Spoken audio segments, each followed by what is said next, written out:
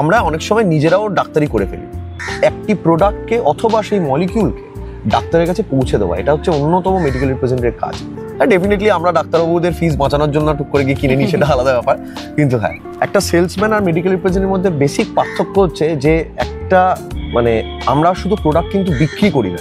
এটা একটা সবচেয়ে বড় মিথ হচ্ছে তোমরা প্রোডাক্ট বিক্রি করো, আমরা প্রোডাক্টটা প্রমোট করি। মেডিকেল রিপ্রেজেন্টেটিভ একজন মাঠে নামার আগে, ফিল্ডে আসার আগে তাদেরকে কোম্পানি একেবারে তৈরি করে দেয়। কেমিস্টে গেলাম, জ্বরের ওষুধ বললো, জ্বর নিয়েই কথা বলছি কারণ জ্বরটা খুব হয় লোকের, একটা ওষুধ কেটে দিল, আবার পাশের দোকান অন্য কেটে দিল। এটা কেন? এইটা কিন্তু সবচেয়ে ভুল জিনিস। নমস্কার, ইতিকথার আসর চ্যানেলের আরেকটি নতুন এপিসোড। আজকে যাকে আমরা এনেছি তিনি মেডিকেল রিপ্রেজেন্টেটিভ। অনেকেই শুনেছে কিন্তু অনেকে তার কাজ জানে না। খুব বাজেভাবে এক্সপ্লেন হয় যে salesman, medical representative as a salesman. অনেক ক্ষেত্রে আমি বলতে শুনেছি, অনেক ক্ষেত্রে হয়েছে। আজকে আমাদের সাথে আছে মেডিকেল রিপ্রেজেন্টেটিভ নিরূপ দা। তুমি নমস্কার, তুমি বলো মেডিকেল রিপ্রেজেন্টেটিভ আসল কাজটা কি? যেটা তুমি বলে শুরু করলে খুব ভালো বলেছো যে মানুষের মধ্যে এই পার্থক্যটা থাকে যে সেলস আর মেডিকেল রিপ্রেজেন্টেটিভ এটা এক হচ্ছে কি করে। ব্যাপারটা আগে এটা বলে তারপরে আমি বলছি মেডিকেল রিপ্রেজেন্টেটিভের কাজ কি। মেডিকেল রিপ্রেজেন্টেটিভের কাজ কিন্তু বিশাল বড়। ভারতবর্ষে বিভিন্ন দিন বিভিন্ন রকমের ড্রাগস নিয়ে তারা গবেষণা করছে, অনেক কোম্পানি করছে। এবার সেই ড্রাগসের সেই মলিকিউলের কীরকম কাজ, কীরকম তার এফিকেসি, সেটা কিন্তু একজন মেডিকেল রিপ্রেজেন্টেটিভ যথার্থ ট্রেনিংয়ের মাধ্যমে গিয়ে ডাক্তারদেরকে জানায়। এবং একজন এমবিবিএস পাশ করা ডাক্তারবাবু, ন্যূনতম এমবিবিএস পাশ করাই বলছি, সেই ডাক্তারবাবুর কাছেও কিন্তু অতটাও সময় থাকে না যে একটা ড্রাগস নিয়ে কতটা পড়াশোনা করবো, কী বৃত্তান্ত, এগুলো সময় থাকে না। সেই জায়গায় দাঁড়িয়ে মেডিকেল রিপ্রেজেন্টেটিভ একটি প্রোডাক্টকে অথবা সেই মলিকিউলকে ডাক্তারের কাছে পৌঁছে দেওয়া, এটা হচ্ছে অন্যতম মেডিকেল রিপ্রেজেন্টেটিভের কাজ। আর রইল বাকি সেলসের ব্যাপার, সেলসম্যান, ওরা সেলসম্যান। একটা সেলসম্যান আর মেডিকেল রিপ্রেজেন্টেটিভের মধ্যে বেসিক পার্থক্য হচ্ছে যে একটা আমরা শুধু প্রোডাক্ট কিন্তু বিক্রি করি না। এটা একটা সবচেয়ে বড় মিথ হচ্ছে তোমরা প্রোডাক্ট বিক্রি করো, আমরা প্রোডাক্টটা প্রমোট করি। আমরা ডাক্তারবাবুর কাছে যাই যে ডাক্তারবাবু দেখুন, আপনার যদি কোনো পেশেন্টের জ্বর হয় তাহলে আপনি যদি এই ওষুধটা দেন বা এই মলিকিউলটা ব্যবহার করেন তাহলে কিন্তু পেশেন্ট কিন্তু খুব তাড়াতাড়ি রিকভার করতে পারে। এবং পরবর্তীকালে উনি যদি মনে করেন যে না, নিরূপ এসছে, এটা লেখা যেতেই পারে, লিখে দেওয়ার পরে সে কেমিস্টে গিয়ে কিনলো বা না কিনলো সেটা তাদের ব্যক্তিগত ব্যাপার। কিন্তু এর মধ্যে মেডিকেল রিপ্রেজেন্টেটিভের সেই কর্তব্য বা দায়িত্ব থাকে না। ডেফিনেটলি একটা দায়িত্ব থাকে যে ডাক্তারবাবু লিখছেন কিনা। একজন মেডিকেল রিপ্রেজেন্টেটিভের কাজ এখানেও থাকে যে ডাক্তারবাবু লিখছেন কিনা কেমিস্টে গিয়ে জিজ্ঞেস করা যে ডাক্তারবাবু লিখছেন তো। যদি না লেখেন ডাক্তারবাবুকে জিজ্ঞেস করা, এটাও আমাদের কাজ, যেহেতু আমি প্রোডাক্টটাকে প্রমোট করার চেষ্টা করছি সেই জায়গা থেকে আর কি। মেডিকেল রিপ্রেজেন্টেটিভ হতে গেলে কি কি পদ্ধতি রয়েছে, শিক্ষাগত যোগ্যতা এবং তার যে প্রসিডিওরটা আছে টোটালটা বলবে। দেখো, বেসিক্যালি আমি যখন মেডিকেল রিপ্রেজেন্টেটিভ হিসেবে ঢুকেছি তখন যে কোনো স্ট্রিমের লোকেরাই এই চাকরি করতে পারত, কারণ সেই সময় এত চাকরি ব্যাপার চাহিদা অত ছিল না। বাট এখন বর্তমানে কি হয়েছে, আমি যেমন বিকম পাশ করে আর কি ঢুকেছি, এখন বর্তমানে বিএসসি বা বিফর্ম খুব ইম্পর্টেন্ট মেডিকেল রিপ্রেজেন্টেটিভের ভালো বড় কোম্পানিতে সুযোগ নেওয়ার জন্য। কিন্তু আমি যেহেতু বিকম পাস করেছি, আমি আমার প্রসেস, আমি কীভাবে চাকরি পেয়েছি বা চাকরির সূত্রে কী করে এগিয়েছি সেটা আমি শেয়ার করতে পারি। সেটা হচ্ছে গ্র্যাজুয়েশন, তো আমাদের অবশ্যই গ্র্যাজুয়েট হতেই হবে, গ্র্যাজুয়েশন পাস করতে হবে। সেটা আমার ক্ষেত্রে বিকম, বাট বর্তমানে বিএসসি এবং বিফর্ম খুব ইম্পর্টেন্ট। আচ্ছা, আমার ক্ষেত্রে বিকম নিয়ে আমি পাস করেছি। বিকম পাস করার পরে আমার ক্ষেত্রে হয়েছিল অনেক রকমের অর্গানাইজেশন রয়েছে যারা মেডিকেল রিপ্রেজেন্টেটিভ সম্পর্কে পড়াশোনা করিয়ে তাদেরকে আরও ভালো করে রেডি করে তাদেরকে ইন্টারভিউতে পাঠায়। কিন্তু আমার ক্ষেত্রে আমি কোনো অর্গানাইজেশনের সুযোগ পাইনি। আমি নিজেই মোটামুটি হিউম্যান বডি সিস্টেম, অর্থাৎ আমাদের যে কটা হিউম্যান বডি সিস্টেম আছে সেই প্রত্যেকটা বডি সিস্টেম নিয়ে আমি নিজেই পড়াশোনা করে ইন্টারভিউতে গেছিলাম। ধরে নিচ্ছি আমি এমন একটি জায়গায় ইন্টারভিউতে গেছিলাম, সেই ইন্টারভিউটা কার্ডিওভাস্কুলার সিস্টেম, অর্থাৎ কার্ডিয়াক প্রোডাক্ট বিক্রি করে বা প্রোডাক্ট প্রমোট করে, কার্ডিয়াক প্রোডাক্ট। সেইখানে দাঁড়িয়ে কিন্তু আমাকে জিজ্ঞেস করতেই পারে, যেহেতু আমি একদম ফ্রেশার, আমার কোনো এক্সপিরিয়েন্স নেই, আমার না বিএসসি আছে না অন্য কিছু, বিফর্ম আছে, আমাকে কিন্তু এই প্রশ্নটা করা হয়েছিল যে কার্ডিওভাস্কুলার সিস্টেম সম্পর্কে তুমি কি জানো। এইটা একটি জায়গা, আমাকে সেটা বলতে হয়েছিল। এবং পরবর্তীকালে চাকরি পাওয়া না পাওয়াটা তো অনেক বড় ব্যাপার, এবং আমি অনেক জায়গা রিজেক্টেড হয়ে তারপরে সেই রিজেকশন নিয়ে তারপরে চাকরিটা পাই। কিন্তু একটা সবচেয়ে ইজি রুট হচ্ছে মেডিকেল রিপ্রেজেন্টেটিভ হওয়ার জন্য, যদি সে বিএসসি বা বিফার্ম হয়, সে অবশ্যই যখন ইন্টারভিউ দিতে যাচ্ছে সেই কোম্পানির ব্যাপারে পুরোপুরি পড়াশোনা করা, এবং যে প্রোডাক্ট বা যে মলিকিউল নিয়ে সে নামছে বা সে ডিভিশন, সেই কোম্পানি কোন প্রোডাক্ট সে প্রমোট করে, সেই ব্যাপারটা যদি পড়াশোনা যথেষ্ট রাখে তাহলে ডেফিনেটলি হবে। কিন্তু ওরকম স্পেসিফিক্যালি দেখো রনিতদা, ব্যাপারটা হচ্ছে আমাকে যদি ডাক্তারি পড়তে হয়, এটা একটা প্রসেস যে ভাই তোমাকে ক্লাস 10 অবধি ভালো করে সায়েন্স গ্রুপে ভালো নম্বর পেতে হবে, হ্যাঁ 12-এ সায়েন্স নিয়ে একদম পিওর সায়েন্স নিয়ে পড়াশোনা করতে। কিন্তু মেডিকেল রিপ্রেজেন্টেটিভ একটু অন্য রকমের পেশা, এবং আমি এত বড় কথা বলছি যেহেতু পেশা নিয়ে তোমার পুরোপুরি চ্যানেলে কাজ, এই পেশাটাই এখনো পর্যন্ত সবচেয়ে পিসফুলি থাকে।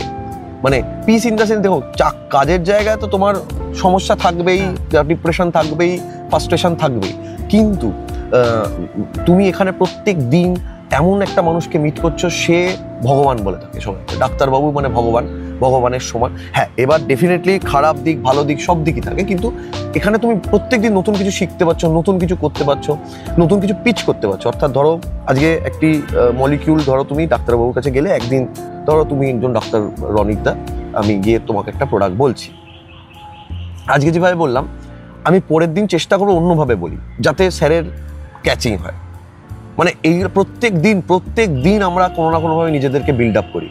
এইখানে একটা ছোট্ট প্রশ্ন, কোনো কি টার্গেট থাকে যে আমাকে এই মাসের মধ্যে এতগুলো, ইন দ্য সেন্স যদি প্রোডাক্ট হিসেবে ধরি কমার্সের ভাষায়, যে কোনোটাই প্রোডাক্ট, এই প্রোডাক্ট কি সেল করার কোনো টার্গেট থাকে?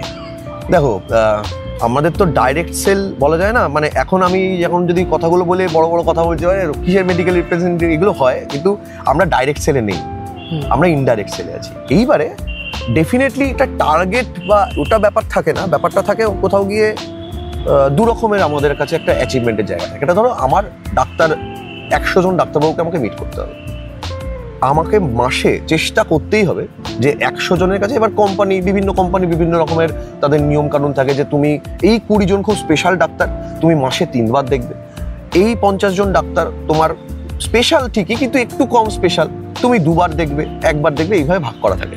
তো আমাদের ওই মিট করার একটা টার্গেট থাকে, যে আমাকে মাসের 1 তারিখে যদি ডাক্তারবাবু মিট করি, আমাকে তাকে আবার 10 তারিখ করতে হবে, আবার 17 তারিখ করতে হবে, এই ব্যাপারটা একটা থাকে। এবার রইল বাকি টার্গেট পত্র, বিক্রি বাট্টার ব্যাপার।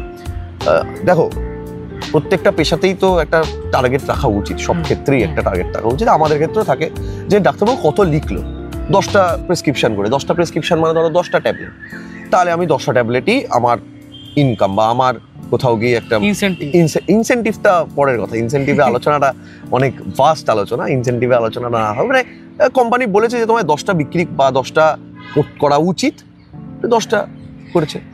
একটা ছোট্ট প্রশ্ন যেটা থেকে যাচ্ছে, তুমি একটা ওষুধ নিয়ে ডাক্তারের কাছে গেলে, সেই ওষুধটা তো আশেপাশের ফার্মেসিতে থাকাটা খুব প্রয়োজন একদম। সেক্ষেত্রে কি হয়, দুজনের কাছে কার কাছে ফার্স্ট যাও? আর কি ডাক্তারের কাছে যাচ্ছ নাকি আগে লোকাল কোনো ফার্মাসিস্ট তার কাছে যাচ্ছ? না, আমি তাহলে একটা ঘটনা বলি, তুমি ডিম আগে না মুরগি আগে করছো এটা পারি।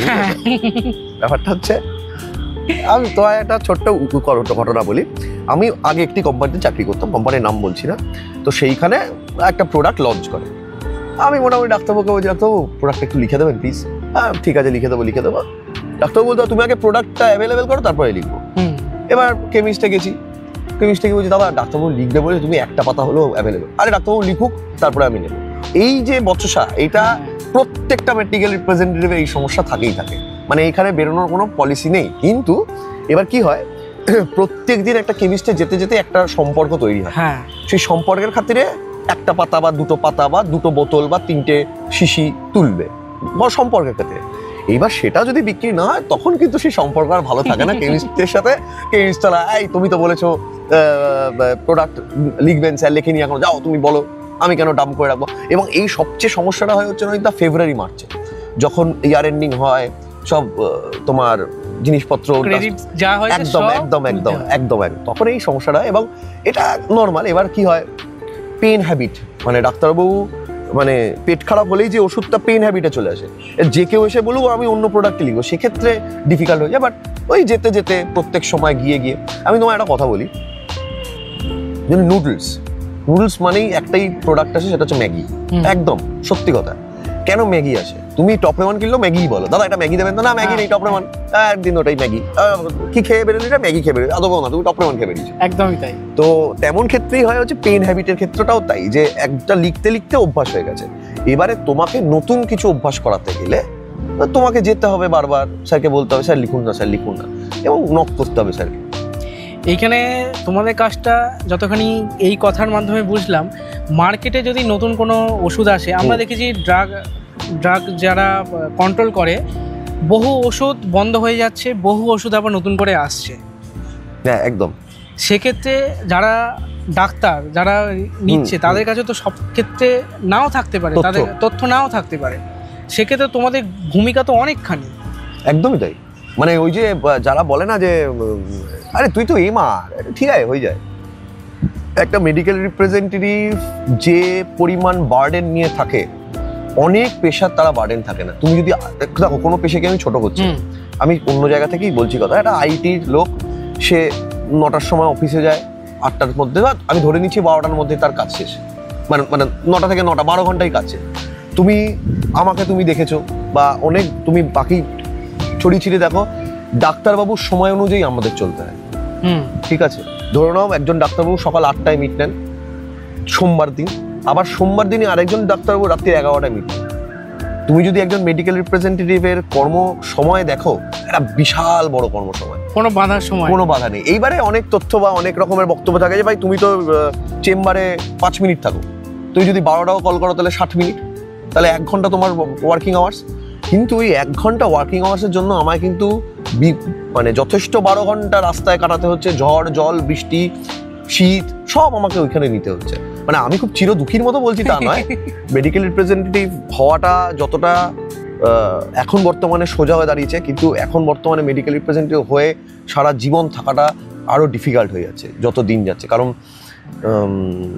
তোমাকে একটা বলি, এখন বহু অ্যাপের মাধ্যমে তুমি ওষুধ কেনা হচ্ছে, বা অনেক ক্ষেত্রে হয় কি ওষুধ, এইখানে বলি কিছুদিন আগে একটা লেখাতে বেরিয়েছিল যে অ্যাপের মাধ্যমে ওষুধ কেনাটা কিন্তু খুব সেফ নয়। না নয় তো, দেখো সেফ নয় আনসেফ নয় এটা তো আমি বলতে পারবো না, বাট বলে ফেললাম। কিন্তু আমার মনে হয় যে একজন ধরো নাও তুমি তোমার চ্যানেলের রিপ্রেজেন্টেটিভ, তুমি তো চাইবে না তোমার চ্যানেলটা কোনোভাবে খারাপ হোক। যদি চ্যানেলটা বন্ধ হয়ে যায় তাহলে তোমার এই সুন্দর করে মানুষের কাছে পৌঁছানোটা বন্ধ হয়ে যাবে। তেমনই আমাদের মেডিকেল রিপ্রেজেন্টেটিভের ক্ষেত্রেও আমাদের কোম্পানির প্রোডাক্ট যদি ব্যান্ড হয়ে যায়, বা সেই প্রোডাক্টটা লেখার কারণে যদি কোনো পেশেন্ট অসুস্থ হয়ে যায়, সেই দায়ভার কোম্পানির সাথে সাথে কিন্তু আমারও। কারণ আমি একদম মেডিকেলটাকেও রিপ্রেজেন্ট করছি, কোম্পানিটাকেও রিপ্রেজেন্ট করছি। একদম। তো এই যে ড্রাগ বন্ধ হয়ে গেছে বা হ্যানত্যান, এটা যেহেতু আমাদের কাছে ইনফরমেশন চলে আসে, ডাক্তারবাবু আমায় জিজ্ঞেস করে যে হ্যাঁ গো এই মলিকুলটা বন্ধ হয়ে গেছে, তোমরা কিছু বলবে এই ব্যাপারে? আমরা বলি যদি আমাদের কাছে কোনো ইনফরমেশন থাকে, যদি না থাকে আমরা বলি পরের মিটে আমি এসে আপনাকে জানিয়ে দিচ্ছি। এইখানে তোমরা বলছো যে ডাক্তার দিয়ে মিট করতে হয়, এখানে তো সব থেকে বড় কথা কমিউনিকেশন স্কিল তো প্রচণ্ড থাকতে, একদম থাকতেই হবে, না হলে তো কোনো কিছুই করা যাবে না। একটা যখন আমি কোনো ওষুধের বিষয় যখন বলতে যাব, তাকে তো জ্ঞানটুকুও থাকতে হচ্ছে এবং তাকে কনভিন্স করা, এটা তো খুব সোজা কাজ নয়, একদমই না। আর একটা জিনিস এইবারে এইটার ক্ষেত্রে তোমার একটুখানি অ্যাড করি, এই যে আমরা মেডিকেল রিপ্রেজেন্টেটিভ একজন মাঠে নামার আগে, ফিল্ডে আসার আগে তাদেরকে কোম্পানি একেবারে তৈরি করে দেয়, প্রত্যেকটা কোম্পানি। এবং এমন কোনো মলিকিউল যেটা এমন কোনো সামনে থেকে প্রশ্ন আসতে পারে সেই উত্তর একজন রিপ্রেজেন্টেটিভ জানবে না, এটা হতে পারে। মানে তাদেরকে যথেষ্ট পরিমাণে ট্রেনিং দেওয়ানো হয়। ট্রেনিংটা কতদিনের চলে? ডিপেন্ড করছে, ধরো 7 দিন, অনেক ক্ষেত্রে 7 দিনের হয়। ধরো আমি এই মুহূর্তে যে কোম্পানিতে রয়েছি সেই কোম্পানিতে আমি চাকরি ফিল্ডে নামার আগে 7 দিন একটি ট্রেনিং হয়েছে, আবার 6 মাস কাজ করার পরে আমাকে আবার বাইরে ট্রেনিংয়ে পাঠানো হয়েছে, 15 দিনের জন্য সেই ট্রেনিংটা হয়েছে। তো এই ট্রেনিংটা তোমার থাকবে, এবং প্রত্যেক দিন তোমার যারা হায়ার আর কি, অর্থাৎ আমার ধরো ফার্স্ট লাইন ম্যানেজার এলো বা সেকেন্ড লাইন ম্যানেজার এলো, তাদের তো প্রচণ্ড পরিমাণে অভিজ্ঞতা, তারা অভিজ্ঞ বলেই তারা আমার ম্যানেজার হয়েছে। তাদের কাছ থেকে অনেক এক্সপিরিয়েন্স থেকেও তুমি অনেক কিছু শিখতে পারো বিং মেডিকেল রিপ্রেজেন্টেটিভ। আর অনেক ক্ষেত্রে অনেক রকমের সমস্যা থাকতেই পারে, সেটা আলাদা ব্যাপার। অনেক ক্ষেত্রে শুনেছি আমি যে এই ওষুধটা বিক্রি হলো না, এটা ঠিক এক্সপায়ারি ডেট চলে যাওয়ার পর ওষুধগুলো নিয়ে চলে যায়, এটা কি সত্যি? নাকি? না না, সত্যি কি সত্যি, যদি এক্সপায়ার হয়ে গেল ওটাকে ফেলে দিতে হয়। মানে সেটা কি কোম্পানি কি রিফান্ড নিয়ে নেয়? হ্যাঁ, ডেফিনেটলি। মানে ধরো একটা দোকানদার, সেই দোকানদারের কোনো প্রোডাক্ট এক্সপায়ারি হয়েছে বা ব্রেকেজ হয়েছে বা ভেঙে গেছে বা লিক হয়েছে। আমি এইটা এই কারণেই বললাম, ধরো আমি একটা বাজার থেকে কোনো তেলের প্যাকেট বা অন্যান্য কোনো যদি কিছু কিনি, সেটা এক্সপায়ার করে গেলে আমাকে সেটা ফেলে দিতে হয়। একদম। কিন্তু মেডিকেলের ক্ষেত্রে যেটা শুনেছি, সেটা কোম্পানি এটা নিয়ে নেয়। হ্যাঁ, এবার ডেফিনেটলি কোম্পানি নিয়ে নেয়, এবং কোম্পানি কি করে আমি সেটাও তোমায়, আমার যেটা আইডিয়া, কারণ আমি একদমই নিচু লেভেলে, আমি এই ব্যাপারে উত্তর দেওয়া খুব ডিফিকাল্ট ব্যাপার, বাট আমার ধারণা প্রত্যেক কোম্পানি একটা গুডউইল, আমিও কমার্সের স্টুডেন্ট, তুমিও কমার্সের স্টুডেন্ট, গুডউইলের একটা প্রোডাক্ট, একটা ভ্যালু থাকে। কেউই চাইবে না ওই গুডউইল ভ্যালু কমিয়ে দেওয়া। যখন একটা দোকানদার তার প্রোডাক্ট এক্সপায়ার করলো, সে ওটাকে স্টকিস্টে পাঠায়, স্টকিস্ট আবার সেটাকে কোম্পানিতে পাঠায়, ব্রেকেজ এক্সপায়ারি বলি আমরা, ব্রেকেজ এক্সপায়ারিতে পাঠিয়ে দেয়, এবং কোম্পানি সেটা নেওয়ার জন্য তাকে কিছু টাকা ফেরতও দিয়ে দেয়, যে আপনি যেহেতু ফেরত এসছে 100% ফেরত যায়, 100%ই ফেরত যায়। ধরো তোমার 5টা মাল তোমার কিনা হয়েছে, ধরো 5টা ওষুধের পাতা, তুমি 3টা বিক্রি করেছো, 2টো এক্সপায়ার হয়েছে, তুমি ওই 2টো পাতাই তুমি কিন্তু সব কোম্পানিকে মানে অ্যাকচুয়াল তো মেডিসিন লাইনটা তো তাহলে জিরো লস। হ্যাঁ, আবার লস তো প্রচুর হতে পারে, প্রফিটও প্রচুর হতে পারে, বাট লস আছে, এমন না যে লস নেই। যারা এই ব্যবসা করে, আমি তো ব্যবসা করতে পারবো না, বা আমরা তো চাকরি করি, যারা ব্যবসা করে তারা এই প্রফিট লসটা মাথায় রেখেই করে। একটা জিনিস বলো, প্রোডাক্ট যে ম্যানুফ্যাকচার হচ্ছে, যে কোনো প্রোডাক্ট মেডিসিন লাইনে, ম্যানুফ্যাকচারিং কস্ট, সেলিং কস্ট এবং ডিস্ট্রিবিউশন কস্ট, এটা ডিফারেন্সটা কীরকম হয়? ডিস্ট্রিবিউশন কস্ট বলতে ধরো ম্যানুফ্যাকচারিং একটা কস্ট হয়, হ্যাঁ, ধরো সেটার সাথে যারা একদম আমরা বাজার আমরা যারা কিনছি, যারা নর্মাল, সেটা ডিফারেন্সটা কতখানি থাকে? ডিপেন্ড করে, অনেক টাকা, ধরো 100 টাকায় 40 টাকা, অনেক ক্ষেত্রে 100 টাকায় 30 টাকা। এবার সেই মলিকিউলের ওপর খুব ম্যাটার করে। ধরে নাও একটা জ্বরের ওষুধ, তার যে ডিফারেন্স থাকবে, তুমি একটা অ্যান্টিবায়োটিকের কিন্তু তার চেয়ে অনেক বেশি ডিফারেন্স থাকবে বলে আমার মনে হয়। আমিও এটা ভুল, কারণ আমি নাও জানতে পারি ব্যাপারটা, বাট যেটুকু আমার ধারণা আমি তোমায় বলছি, 3টে ভাগ হয়। একটা হচ্ছে ম্যানুফ্যাকচারিং কস্ট, একটা স্টকিস্ট, যেটা স্টকিস্ট তোলে 1 টাকায় তোলে, আর এই রিটেলার 1 টাকায় তোলে। এবার স্টকিস্ট থেকে রিটেলারের পার্সেন্টেজ খুব সামান্য থাকে, 5% বা 10% এরকম থাকে, এবং ম্যানুফ্যাকচার থেকে স্টকিস্টের ভ্যালুয়েশনও খুব সামান্যই থাকে। এবার যে টাকায় কিনছে দোকানদার, এমআরপিতে ধরো 60 টাকায় স্টকিস্ট কেনে, 80 টাকায় রিটেলার কেনে, 100 টাকায় আমরা কিনি। আচ্ছা, ধরে নিচ্ছি এরকম, মানে 20-20 রেশিও বা 30-10 রেশিও এরকম থাকে সাধারণত। আমি একদম অ্যাকিউরেট বললাম তো, বুঝতে পেরেছি। এবার তোমাদের তো কাজের ফর্মটা আমরা শুনলাম যে সারা দিনে ওরকম কোনো ফিক্সড কাজ নেই। যারা নতুন আসতে চাইছে এই লাইনটাকে, তারা পছন্দ করে যদি আসতে চায়, তাদের কি কি মাথায় নিয়ে তাকে আসতে হবে? যে আমি চাকরি করতে এসেছি, এটা চাকরির মানসিকতা নিয়ে আসতে হবে, যে চাকরি করতে এসেছি, মানে একজন চাকরি করার জন্য যা যা করা উচিত সেই করাতে হয়। আর দেখো, আর এইখানে একটা ছোট্ট জিনিস অ্যাড করে দিই, বর্তমানে রিপ্রেজেন্টেটিভ চাহিদা কিরকম রয়েছে? প্রচুর চাহিদা। এখন বর্তমানে বিভিন্ন কোম্পানিরা বিভিন্ন রকমের ডিভিশন করছে, তারা কিন্তু প্রচুর কর্মসংস্থান হচ্ছে, কিন্তু এমন না যে কর্মসংস্থান হচ্ছে না, যথেষ্ট মেডিকেল রিপ্রেজেন্টেটিভ পেশায় কর্মসংস্থান হচ্ছে। কিন্তু খুব দুর্ভাগ্যের সাথে বলছি যে, ধরো আমি বলছি, আমাদের যারা সিনিয়র মেডিকেল রিপ্রেজেন্টেটিভ যারা ছিলেন, ধরো 80 সালে বা 85 সালে যারা ডাক্তারবাবুদের কাছে, এটা নেগেটিভ কথা না, আমি আবারও বলছি, ডাক্তারবাবুদের কাছেও মেডিকেল রিপ্রেজেন্টেটিভ অ্যাকসেপ্টেন্স অনেক বেশি ছিল। কেমন ছিল এই কথাটা বলার পর আমি তোমার উত্তরটা দিচ্ছি। আমার একজন সিনিয়র কলিগ, সে রিটায়ার করে গেছেন, উনি আমায় বলেছেন উনি একটা গ্রামে উনি যেতেন, গ্রামে একটি MBBS ডাক্তারবাবু, তো উনি অনেকটা ট্রাভেল করে ডাক্তারবাবুর কাছে যেতে হতো, ডাক্তারবাবুর কাছে যেতেন, এবং ডাক্তারবাবু মেডিকেল রিপ্রেজেন্টকে মাথায় তুলে রাখতেন, কারণ তখন সংখ্যা কম, তো একজন মেডিকেল রিপ্রেজেন্ট একজন ডাক্তার কাছে আসছে। এখন ডাক্তারবাবুরাও খুব ফার্স্টেড হয়ে যায়, কারণ এটা খুব স্বাভাবিক, একজন ডাক্তারবাবুর কাছে 30 জন মেডিকেল রিপ্রেজেন্টেটিভ, 50 জন মেডিকেল রিপ্রেজেন্টেটিভ, 70 জন মেডিকেল রিপ্রেজেন্টেটিভ এসছে। এইখানে এটা বলি, 70 জন যে রিপ্রেজেন্টেটিভ আসছে, আমি ধরে নিলাম তার মধ্যে 10 জন 10টা আলাদা আলাদা কোম্পানি থেকে এসছে, এবং ওদের যে ওই ড্রাগস বা এই ধরনের আলাদা আলাদা, কিন্তু কোনো কোনো ক্ষেত্রে দেখা গেল যে জ্বরের ট্যাবলেট যদি আমি ধরে নিই একই, সেক্ষেত্রে ডাক্তারবাবু কোনটাকে নির্বাচন করে? সেক্ষেত্রে যে মেডিকেল রিপ্রেজেন্টেটিভের কাজ হয়ে যায় যে সে কি করে টিচ করছে। আচ্ছা, মানে দেখো, অনেক ওই যে মানে যারা কি বলবো ইনভেস্টমেন্ট খোঁজার জন্য দেখবে, আমি ফেসবুকে খুব দেখি ইনভেস্টমেন্ট খোঁজার জন্য ইনভেস্টার শার্ক ট্যাঙ্ক বলে যায় না, ওখানে দেখবে অনেক আমরা প্রত্যেক দিন ডাক্তারবাবুদের পিচ করি। ধরে নাও তুমি একটি জ্বরের ওষুধ বিক্রি করো, আমি একটি জ্বরের ওষুধ বিক্রি করি। এটা ছোটখাটো ওই মজা, যদি তুমি চাকরিতে মজা না পাও তুমি চাকরিটা করাটা খুব ডিফিকাল্ট হয়ে যায়।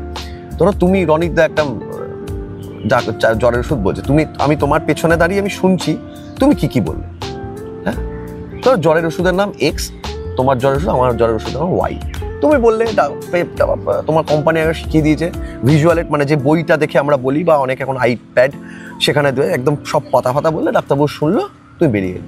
এবার তুমি যা বললে আমার ওখানে লুপ খুঁজতে হবে, কোথায় ভুল আছে, ভুল কোথায় বললো। ধরো দেখলাম তুমি একদম পারফেক্টলি তুমি পিচ করে একদম পারফেক্ট, এর বাইরে কিচ্ছু হতে পারে না, তখন আমাকে এক্সটার্নাল কিছু করতে হবে, যে দেখুন স্যার কোল্ড ড্রিঙ্কস মানে যদি কোকোকোলা হয় তাহলে জ্বরের ওষুধ মানেই বাই, এইগুলো আর কি। মানে একটা ছোটখাটো একটু গিমিক বা ছোটখাটো একটু মজাদার। এবারে কোম্পানি অনেক রকমের ইনপুট পাঠায়, অর্থাৎ মানে অনেক ইনফরমেশন পাঠায়, এই ইনফরমেশনগুলো দিলেও ডাক্তারবাবু অনেক সময় খুব খুশি হয় যে না এই ইনফরমেশনটা। এইখানে ধরো এই দুজনের কথা আসছি, দুজনের কন্টেস্ট একদম কানায় কানায় কানায় কানায়, ঠিক আছে। হ্যাঁ সেইখানে কি কোনো লেনদেনের গল্প আছে? না, কোনো লেনদেনের গল্প থাকে, কোনো পার্সেন্টেজ যে ডাক্তারবাবু আপনি এটা লিখে দিন, না, এখন তো সম্ভবই না। আগে কি হয়েছে আমি বলতে পারবো না, বাট বর্তমানে সরকার গভর্নমেন্ট একটা গাইডলাইন এনেছে, ওই গাইডলাইনের বাইরে তুমি কোনো ডাক্তারবাবুকে একটা পেন পর্যন্ত দিতে পারবে না, বা একটা আলপিনও দিতে পারবে না, বা ডাক্তারবাবু নেবেও না। এই একদম এটা একদিক দিয়ে ভালোই করেছে। কারণ কোশ্চেনটা করলাম এই কারণেই, আমাদের যারা দর্শক বন্ধু আছে তাদের মধ্যে কিছু ধরনের কোশ্চেন ছিল যে রিপ্রেজেন্টেটিভরা যখন কোনো ওষুধ নিতে আসে তাদেরকে একটা পার্সেন্টেজ দিতে হয়, বা যারা ড্রাগস বা কেমিস্ট যারা আছে তাদেরকেও একটা দিতে হয়, সেই অনুযায়ী ওরা লেখে। না, ওরকম কোনো ব্যাপার না, এটা পুরোপুরি মিথ। আমি যে কোম্পানিতে আছি তারা অন্তত পক্ষে করে না, বা আমার মতো যারা এরকম ভালো হাউসে যারা রয়েছে। হ্যাঁ, এবার ধরো নাও যে ছোট, কোনো কোম্পানি ছোট হয় না, কিন্তু অনেক ক্ষেত্রে অনেকে করার চেষ্টা করে, বাট এখন কোনোভাবেই সম্ভব না, একেবারেই ক্লোজ। আর যেটা তুমি বললে কানায় কানায় রয়েছে, এবার ডাক্তারবাবুদেরও চাপ। ধরো তুমিও রোজ আসো, আমিও রোজ যাই, তুমিও যা পিচ করছো আমিও সেম পিচ করছি। এবার ধরে নাও ডাক্তারবাবু আমার লিখলো, ধরো তুমি একজন ডাক্তারবাবুকে 5 বছর ধরে মিট করছো, তার সাথে তোমার নিজস্ব একটা ব্যক্তিগত সম্পর্ক তৈরি হয়ে যায়। ধরো তুমি খবর পেয়েছো যে নিরূপেরটা লিখেছে ডাক্তারবাবু, এবং সত্যি কথা বলছি তুমি কিন্তু পরের দিন ডাক্তারবাবুকে বলে স্যার নিরূপেরটা লিখছেন, আমারটা কেন লিখছেন না? ও আচ্ছা ঠিক আছে, লিখে দেবো বলে, তারপরে তোমারটা লেখা শুরু করে দিল। আবার আমি গিয়ে বলে রনিতদারটা লিখছো, মানে দুজনকেই ব্যালেন্স করতে বাধ্য। কারণ হচ্ছে না আমি তো কিছুই দিচ্ছি না স্যারকে, ডাক্তারবাবুকে, আমরা তো শুধু যাচ্ছি, প্রোডাক্ট বলছি, স্যারকে বোঝাচ্ছি, স্যার লিখুন কাইন্ডলি, এটাই। এখনো অবধি তুমি কতজন ডাক্তারের সাথে মিট করেছো? প্রচুর, ওটা অগুন্তি, মানে অগুন্তি। হ্যাঁ। এবার ধরো তোমার কোনো শরীর খারাপ হলো বা হঠাৎ কোনো কিছু হলো, সেই সব ডাক্তারদের তুমি হেল্প পেয়েছো? হ্যাঁ, আমি মানে বিভিন্ন রকমের হেল্প পেয়েছি। ধরো আমার নিজেরই জ্বর হয়েছিল কয়েকদিন আগে, আমি কিন্তু আমার ডাক্তারবাবুকেই, আমার নিজের লিস্টে যে ডাক্তারবাবু তাকে ফোন করলাম, স্যার প্রচণ্ড জ্বর হয়েছে, সিমটম কি আছে? হ্যাঁ ডেফিনেটলি। ধরো আমি প্রফেশনে 9 বছর হয়ে গেছে, এই প্রফেশনে আসার পরে এখন আমি ছোটখাটোই ডাক্তার বলতে পারি। ডাক্তারি আমি মোটামুটি, মানে এটা বলা, ওষুধগুলো জানি, ডাক্তারি এমবিবিএস নই ঠিকই, বিকম পাস, কিন্তু মোটামুটি জ্বর কাশি সত্যি বলে দিতে পারবো যে এইটা খেলে কমে যাবে। এবার না কমলেও একেবারেই তুমি একেবারে খারাপ অবস্থা বলবো, তাহলে এই ডাক্তারবাবুকে চলে যা, আর ডাক্তারবাবুকে বলিস যে আমি এইগুলো তো বলেছি। ডাক্তারবাবু হয় আমাকে ফোন করে গালাগাল করবে যে তুই কেন ডাক্তারি করতে গেলি, আমি তো আছি, তুই কেন পাঠালি, এটা থাকে। কিন্তু মানে ইয়ার্কি না মেরেই বলছি, কিন্তু অনেক ক্ষেত্রে কি হয়, আমরা অনেক সময় নিজেরাও ডাক্তারি করে ফেলি। আমি মেডিকেল রিপ্রেজেন্টেটিভ হিসেবে বলছি না, আমি যখন সাধারণ মানুষ করে, এই সামান্য জ্বর হলো, ও পাশের কেমিস্ট থেকে বলে দেয় জ্বর আসছে বা বমি হলো বা বমি ট্যাবলেট। এইটা কিন্তু সবচেয়ে ভুল জিনিস। একটা প্রত্যেকের একটা মলিকিউলের না, একটা ড্রাগসের তোমার বডি ওয়েট যেটা নিতে পারবে আমার বডি ওয়েট সেটা নিতে পারবে না, তো body weight to body weight matter করে। তো আমরা এগুলো খুব ভুলভাল করি যে দাদা আমার মায়ের খুব পেট খারাপ হয়ে, তাও তো একটা কিনে দিয়ে দিল, এটা মানে ঠিক না। হ্যাঁ ডেফিনেটলি আমরা ডাক্তারবাবুদের ফিস বাঁচানোর জন্য টুক করে গিয়ে কিনে নিই, সেটা আলাদা ব্যাপার। কিন্তু হ্যাঁ, আবার এইখানে কিন্তু একটা বড় অ্যাডভান্টেজ থাকে যারা আমাদের মতো মেডিকেল রিপ্রেজেন্টেটিভ, সেই পেশাতে আসতেই হয়। কখনো এই প্রশ্নটা ডেফিনেটলি প্রত্যেকে আসতেই পারে যে কেমিস্টে গেলাম, জ্বরের ওষুধ বললো, জ্বর নিয়েই কথা বলছি, কারণ জ্বরটা খুব মানে হয় লোকের, একটা ওষুধ কেটে দিল, আবার পাশের দোকান অন্য কেটে দিল, এটা কেন? এটা হতেই পারে। এই ক্ষেত্রেও আমরা কিন্তু কেমিস্ট ভিজিটও করি, যারা কেমিস্টের দাদাদের সাথেও আমাদের একটা লিওয়াজও থাকে, ধরো সেই কেমিস্টের লোকটাও বললো যে ঠিক আছে চলো নিরূপ তো রোজই আসে, তাহলে নিরূপেরটাই দিয়ে দিই, এটাও একটা ব্যাপার। কিন্তু কোনো অর্থনৈতিক লেনদেন হয় না, এটা সম্পূর্ণটা নির্ভর করছে গুডউইলের ওপর, একদমই তাই, গুডউইলের ওপর। হ্যাঁ, এবার ডাক্তারবাবুরা অনেক ক্ষেত্রে এটা ভাবেন যে যে রিপ্রেজেন্টেটিভ একটা নিয়মিতভাবে আসেন তাদের অ্যাকসেপ্টেন্স কিন্তু আলাদা রকমই থাকে। তুমি একটা ধরো তোমার সাথে আমার ফোনে রেগুলার কথা হচ্ছে, তোমার কাছে আমার যা অ্যাকসেপ্টেন্স হবে, একজন অন্য কেউ যে বছরে শুধু দরকার পড়লেই তোমায় ফোন করে তার অ্যাকসেপ্টেন্স কিন্তু আলাদা আলাদাই হবে।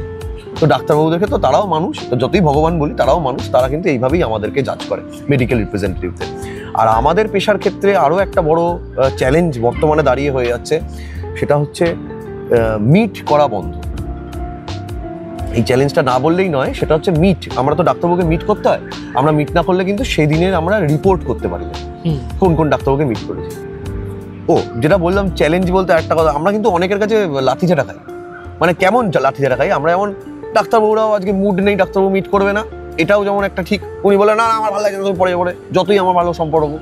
আবার প্রত্যেকটা পেশাকেই সম্মান দিয়ে বলছে, কোনো সিকিউরিটি গার্ডও কিন্তু তোমার ঘাড় ধাক্কা দিয়ে বার করে দিতে পারে, যে জাস্ট ঘাড় ধাক্কা দিয়ে বার করে। এটা ডার্ক সাইড, যথেষ্ট বড় ডার্ক সাইড। যে বিফার্ম, আমি না পাতি বিকম ছেড়ে দাও, অনেকে বিফার্ম এমফার্ম করে যারা মেডিকেল রিপ্রেজেন্টেটিভ হিসেবে ডাক্তারবাবুদের মিট করছে তারা যথেষ্ট যোগ্য। আমরা পরেও অনেক সময় জানতে পেরেছি যে ডাক্তারবাবু বলেনই নেই সিকিউরিটি গার্ডকে বার করে দিতে, কিছু সিকিউরিটি গার্ড রীতিমতো ঘাড় ধাক্কা দিয়ে বার করে দিয়েছে, বলছে না ডাক্তারবাবু যে মিট হবে না, মিট করতে হবে না। এটাও আছে, এটাও আছে। সেক্ষেত্রে আমাদের ভাবো ভগবানের কাছ থেকে তো আমরা ব্যথা পাচ্ছি, শীতকাল, গরমকাল, বর্ষাকাল ভিজে ভিজে কাজ করছি, সাথে এত কিছু করার পরেও একটা চেম্বারের মধ্যে এসি চলছে, গরমকালে যত রিপ্রেজেন্টেটিভ আছে ভরা রোদ, এসিতে গিয়ে দাঁড়াতে চাইছে, বলছে না না ভেতরে দাঁড়ানো, বাড়ি দাঁড়ানো, আমরা সব গরমে দাঁড়িয়ে রয়েছি। এসিতে দাঁড়ালে তো নিশ্চয়ই কোনো ক্ষতি করবো না আমরা দেবো। এবং অনেক ক্ষেত্রে অনেক বড় বড় অপবাদও পেয়েছে মেডিকেল রিপ্রেজেন্টেটিভরা, যে ও চুরি করেছে, ও এই করেছে, ওই করেছে, সেই করেছে, এগুলো থাকেই না। এটা তো রয়েছে, যেমন আমি যদি 10 জনের কাছে যাই, একজন আমাকে রিফিউজ করবে, এটা আমাকে ধরে চলতে হবে, করতেই হবে। কিন্তু যেটা সবচেয়ে বড় ডাক, সেই যে বের করে দেওয়া, এই করে দেওয়া, সেটা যে কোনো পেশার ক্ষেত্রেই বলবো এটা খুব বাজে ধরনের রয়েছে। এবার আসি অন্যদিকে, থিয়েটার কবে থেকে? থিয়েটারটা তো ছোট থেকেই, থিয়েটার অনেক ছোট থেকে, মানে দুটো ব্যালেন্স হচ্ছে কি করে? ব্যালেন্স করা খুব ডিফিকাল্ট ব্যাপার, খুবই ডিফিকাল্ট। এত এবার ভাবো এই যে আমার কাজের প্রেশার, মেডিকেল রিপ্রেজেন্টেটিভ কাজের প্রেশার, থিয়েটারটা আমি খুব কপাল করে দল পেয়েছি, সত্যি কথা বলছি। আমাদের নাটকের দল আমি সবই খুব কপাল করে পেয়েছি, জানো তো, মানে চাকরিটা কপাল করে পেয়েছি, এবং আমার যারা বসেরাও তারাও কিন্তু এখন বর্তমানে খুব বকাবকি করছে, কারণ আমি অসুস্থ হয়ে পড়ছি বারবার। কারণ হচ্ছে ধরো আমি যে দলে কাজ করি, রিহার্সাল তো করতেই হয় আমাদের, থিয়েটারের ক্ষেত্রে রিহার্সাল খুব ইম্পর্টেন্ট। সারা রাত রিহার্সাল করে পরের দিন সকালে কাজে বেরোতে হচ্ছে, আমার কিন্তু ঘুম নেই। ধরো এরকম 4-5 দিন 6 দিন, লাস্ট আমাদের যেটা গিরিশ মঞ্চের প্রোডাকশন নামলো 2 মার্চ, যেটা নেমেছিল, ওটা হাউসফুল হয়েছে। সেই হাউসফুলের পেছনে আমি যদি অভিনয় করিনি, আমি আস্তে আস্তে দলের অন্য পেছনের কাজে আসতে হচ্ছে, কারণ যেহেতু আমার চাকরিটাও খুব দরকারি আর কি। তো সেই ক্ষেত্রে দাঁড়িয়ে থিয়েটারটার পেছনে সময়টা যেভাবে দিতে হয়, আমার বাকি দলের যারা 20-21 জন যারা ছেলেমেয়েরা, তারা আমাকে খুব সাপোর্ট করে, যে রাত্রিবেলা আমি দিতে পারছি, 10টার সময় আমি ব্যাগ নিয়েই যাচ্ছি, ব্যাগে জামা প্যান্ট রাখছি, রিহার্সাল করছি সারা রাত ধরে, 5টা-6টায় উঠছি, রিহার্সাল করে নিচে নামছি, জাস্ট মুখে চোখে জল দিচ্ছি, একটু চানটা করে নিচ্ছি রিহার্সাল রুমেই, নিয়ে আবার কাজে বেরিয়ে যাচ্ছি। এটা খুব ডিফিকাল্ট কিন্তু, এবং অসুস্থ হয়ে পড়া হচ্ছে। থিয়েটার 4 বছর 5 বছর বয়স থেকে থিয়েটার করছি, তারপরে ডিসাইড করলাম যে না, নিজের দল করি, নিজের দল করলাম, নিজের দলও 4 বছর হয়ে গেল। নিজের দল, চাকরি, এই দুটো ব্যালেন্স করা কিন্তু খুব কঠিন, প্রচণ্ড। এই দিক থেকে বলি, চাকরির থেকে কোনো হেল্প পাও যে এরকম থিয়েটার করো, আমাকে একটু ছেড়ে দেওয়া, একটু? হ্যাঁ, দেখো বেসিক্যালি প্রত্যেকের পেশাতেই, তুমি যে কোনো পেশার সাথেই কথা বলো, যদি কেউ আদার কারিকুলাম অ্যাক্টিভিটিস করে, প্রত্যেকে এটাকে অ্যাপ্রিসিয়েট করে, যদি তুমি ফাঁকি না মারো তোমার কাজের সময়টুকু। না, অ্যাপ্রিসিয়েটের কথায় আসি, অ্যাপ্রিসিয়েটটা জানি আমরা যে সরকারি ক্ষেত্রেই এটা হয়, না না বেসরকারি ক্ষেত্রেও হয়। আমার যিনি আমার ফার্স্ট লাইন ম্যানেজার ছিলেন, উনি রিটায়ার করে গেছেন, উনি, এবং ডাক্তারদের ক্ষেত্রেও অ্যাকসেপ্টেন্স হয়, ডাক্তারবাবুরা উল্টে বকাঝকা করে। ধরো মেডিকেল কারো ম্যানেজার কাউকে বকছে, বলছে এই আপনি জানেন যে ওর যে ট্যালেন্ট, আপনার সেই ট্যালেন্ট নেই, ম্যানেজারকে বলে দিল। মানে এটা হয় যদি জানা থাকে, এবং ডাক্তারও জানতেও পেরে যায়। ধরো একটা ডাক্তারবাবুর সাথে 5-7 বছর ধরে মিট করছে, এমনি ডাক্তারবাবুরা বলছে আরে তোর শো কেমন হলো রে, বা ডাক্তারবাবুরাও যায় দেখতে, তো আমার ক্ষেত্রে যেটা হয়, আমার যিনি ফার্স্ট লাইন ম্যানেজার ছিলেন উনি রিটায়ার করে গেছেন, ওনার কথা না বললেই নয়, উনি আমার সাথে খুব রাগারাগি, মানে আমাকে তুলো করে দিতে, মানে পান থেকে চুন খসলে আমাকে করে, কিন্তু উনিও আমার এইটাতে খুব অ্যাপ্রিসিয়েট করতেন। উনি রিহার্সাল, ধরো আমি খুব ক্লান্ত লাগছে, হ্যাঁ গো কাল রাতে রিহার্সাল ছিল না, হ্যাঁ রাতে রিহার্সাল ছিল, কিছু খাওনি নিশ্চয়ই, সকালবেলা উঠে ব্রেকফাস্ট থেকে শুরু করে সব কিছু উনি দায়িত্ব নিয়ে করাবেন। এবং আমার যিনি আপার বস যারা রয়েছেন, তাদের আমার জন্য একজন বস আছেন, উনি খুব সুন্দর ছবি আঁকেন, অসাধারণ ছবি আঁকেন। তো উনি বারবার বলে যে জানো আমি কাজের চাপে না, আমি ওটাকে করতে পারি না, কিন্তু তোমাকে দেখে খুব ভালো লাগে। ডেফিনেটলি ওনারা খুব অ্যাপ্রিসিয়েট করেন, কিন্তু হ্যাঁ ফাঁকি যদি কেউ মারে তাহলে সেটা তো ফাঁকে পড়বেই। সেই জন্য কাজের জায়গাটা যদি আমি প্রপারলি করতে থাকি, হ্যাঁ ডেফিনেটলি ছুটি নিই, হ্যাঁ ছুটি তো দিতেই হয়। তো এত কিছু বলে দলের নামটা বলো। জোড়াসাঁকো পেঁচার দল আমার দলের নাম, জোড়াসাঁকো পেঁচার দল আমার দলের নাম। আমরা সব পেঁচারা, যেহেতু রাত্রিবেলা রিহার্সাল করি তাই পেঁচা নাম। আমি এটা জিজ্ঞেস করবো, আমি ভাবছিলাম, আমি বাড়ি থেকে এটা ভেবেই এসেছি যে জোড়াসাঁকো পেঁচার দল, এইটা কেন? পেঁচারা রাত্রিবেলা জাগে, আমিও রাত্রিবেলা জাগি, তাই জন্য জোড়াসাঁকো পেঁচার দল। আর প্রথম কথা হচ্ছে, বর্তমানে সরকার যেটা নিয়ম করেছিল যে কোনো একটা সংগঠনের নাম সেই পুলিশ থানার নাম আগে হবে বা কোনো এলাকার নামের আগে বসাতে হয়। তো প্রথমে আমরা যখন দল তৈরি করি, যে অ্যাড্রেস হয় ওটা চোর বাগান জায়গায়, জোড়াসাঁকো ঠিক উল্টো পারি চোর বাগান। চোর বাগান পেঁচার দল ব্যাপারটা খুবই, চোরও রাত্রিবেলা বেরোয়, পেঁচারাও রাত্রিবেলা বেরোয়, এটা খুব বাজে লাগে। তাই জন্য একটা জোড়াসাঁকো পেঁচার দল, থানা যেহেতু জোড়াসাঁকো আন্ডারে, জোড়াসাঁকো পেঁচার দল। আমরা নিয়মিত থিয়েটার চর্চা করা হয় সংগঠনের তরফ থেকে, বিভিন্ন রকমের ওয়ার্কশপ হয়, আমরা বিভিন্ন রকমের শো করি, প্রত্যেক মাসে একটা করে করার চেষ্টা করি। আর চাকরি করতে হয় আমাকে, অনেক ক্ষেত্রে চাপে পড়ে যাই, এবং বছর শেষে প্রত্যেকের ছুটি বাঁচে। আমার যত কলিগরা রয়েছে না, 4-5টা 5টা-6টা করে ছুটি বাঁচে, আমার বাঁচে না। এটাই হচ্ছে আমার দুর্ভাগ্য, কারণ আমি কাজ কাঁধে পিঠে ব্যাগ নিয়ে, আমাদের পিঠের ব্যাগটা খুব ইম্পর্টেন্ট জানো তো, মেডিকেল রিপ্রেজেন্টে আমরা পিঠে ব্যাগ নিয়ে আমি কোনোদিন কোনো অন্য কাজে নিজেকে যুক্ত করিনি। হ্যাঁ ধরো শো আছে, আমি আপার বসকে বলি যে আমি 5টা অবধি কাজ করছি, আমার শোটা করে এসে আমি আবার ইভিনিং কলে জয়েন করবো, বা আজকে প্লিজ আমার একটু তাড়াতাড়ি ছেড়ে দাও ভাই, বা প্লিজ একটু রিকোয়েস্ট করছি, এটা করি মাঝে মাঝে, করতে তো হয়, এই আর কি। গল্প করতে করতে আমরা অনেকক্ষণ সময় কাটিয়ে নিলাম। একদম। ইতিকথার আসর চ্যানেলে আবার নতুন একটা এপিসোড নিয়ে আমরা ফিরবো। আজকের মতো এইটুকুই। ভালো থাকবেন, সুস্থ থাকবেন, ভালো রাখবেন। নমস্কার।